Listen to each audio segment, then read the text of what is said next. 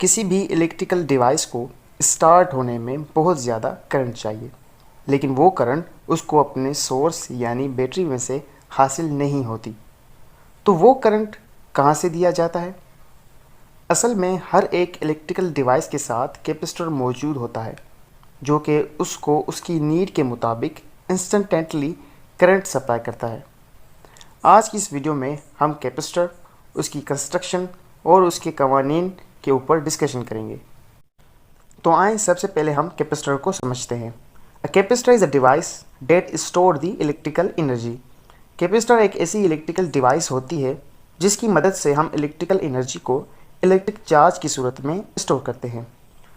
Capacitor को हम 2 points में समराइज़ करते हैं।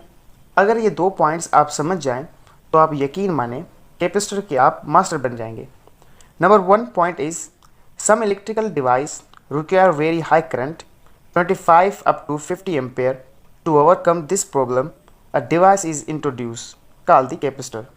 And second point is capacitor store the electrical energy and supply it at once instantly. जैसा कि हम पहले पढ़ चुके हैं कि हर एक डिवाइस को स्टार्टिंग में हाई करंट की ज़रूरत होती है, तो वो करंट उसको बैटरी में से हासिल नहीं होती।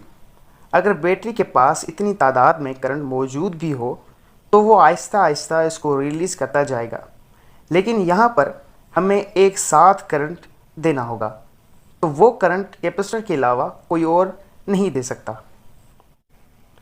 कैपेसिटर को फर्दर समझने के लिए हम कुछ एग्जांपल्स करेंगे। जैसा कि हम जानते हैं कि किसी भी काम को करने से पहले ज़्यादा वक्त लगता है या ज़्यादा मेहनत लगती है, यानी किसी चीज़ को स्टार्ट करने में ज़्यादा एनर्जी खर्च होती है, लेकिन जब वो एक बार स्टार्ट हो जाए तो फिर ज़्यादा एनर्जी खर्च नहीं होती।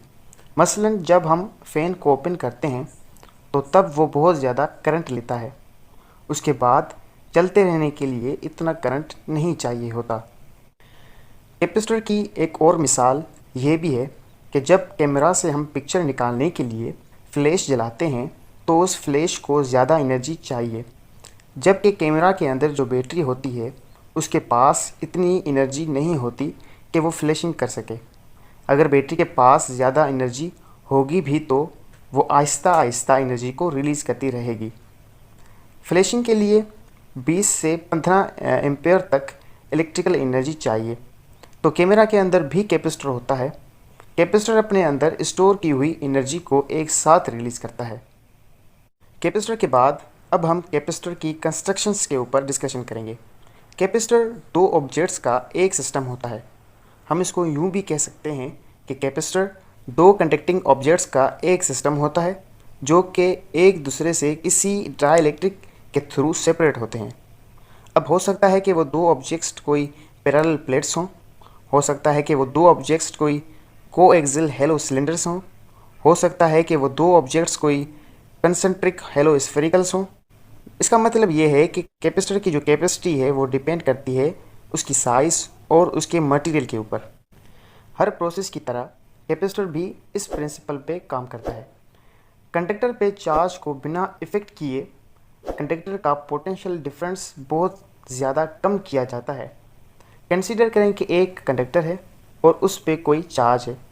अब अगर कंडक्टर को मज़ीद चार्ज दें तो उससे कंडक्टर पे इलेक्ट्रिक पोटेंशियल भी डेवलप होगा। अगर कंडक्टर को और चार्ज देते जाएं तो पहले से मौजूद चार्ज उसे रिपेल कर देंगी, तो उसके लिए वर्क करना पड़ेगा, जो कि बराबर होगा change in work is equal to voltage into change in charge. ऊपर दी गई इक्वेशन के मुताबिक वर्क इलेक्ट्रिक पोटेंशियल पे डिपेंड कर रहा है। जितनी ज़्यादा चार्ज कंडक्टर को देते जाएंगे तो उतना ही कंडक्टर का इलेक्ट्रिक पोटेंशियल भी बढ़ेगा और इतना ही ज़्यादा वर्क करके चार्ज को लाना पड़ेगा। जबकि हम चाहेंगे कि इलेक्ट्रिक पोटेंशियल कम हो ताकि कंडक्टर पे आसानी से ज़्यादा चार्ज रखी जाए, क्योंकि जब इलेक्ट्रिक पोटेंशियल कम होगा तो तब वर्क भी बहुत कम करना पड़ेगा। इसलिए इलेक्ट्रिक पोटेंशियल बहुत ज़्यादा कम किया जाए, इस मकसद के लिए उस कंडक्टर के साथ एक और कंडक्टर कनेक्ट कर लिया जाता है।